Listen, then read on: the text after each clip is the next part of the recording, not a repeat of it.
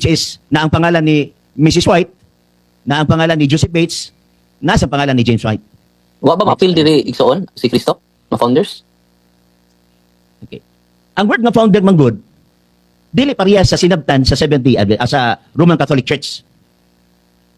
Nga kumiyong kita o founder, lahi ang inyong understanding sa word nga founder, ang bisaya ninyo sa inyong founder is magtutukod.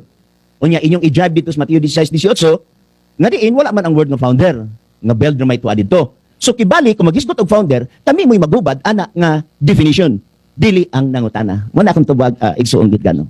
Unsa man na definition sa founder igsoon? Daghan man definition sa founder. Nagadepende siya sa context. Kay naa may mga word nga daghan og meaning. Just like for example, watch. Naay watch nga noun, naay say watch nga verb. So kung mangyong ka founder, nagadepende sa context. So this nga area ako moingon dili sige, wala ang signal, sige. Sorry. So unsa may Sige, go. mo palak na ko, Pastor? Paliw. Unsa may exact Bisaya sa founder base sa inyong mga sinulat Okay. igsoon?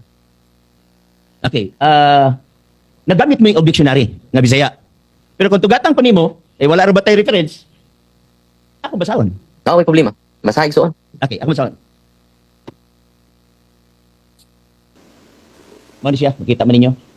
Okay? Akong basahon ang word nga founder diri. Kira.